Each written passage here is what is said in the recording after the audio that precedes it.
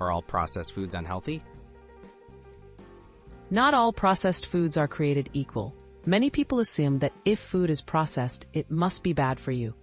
In reality, food processing ranges from washing and freezing to adding preservatives or creating ready-to-eat meals. Understanding what processed really means is key to making informed choices at the grocery store. What does processed actually mean? Simply means any food altered from its original form. This could be through cooking, freezing, canning, or adding ingredients to improve shelf life or flavor. Common household items like yogurt, whole wheat bread, and even bagged salad mixes are technically processed, but aren't necessarily unhealthy. Processed foods can be nutritious. Many processed foods offer nutritional benefits. Canned beans, frozen vegetables, and pasteurized milk are processed, yet provide essential nutrients and convenience.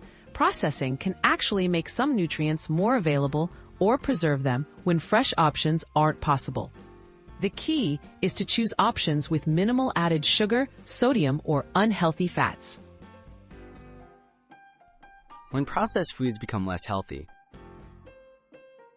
highly processed foods, also known as ultra-processed foods, often contain high amounts of added sugar, saturated fat, salt, and artificial additives. Examples include sugary drinks, packaged snacks, instant noodles, and processed meats. Consuming these foods too frequently can raise the risk of heart disease, diabetes, and obesity. smart choices, reading labels, and moderation.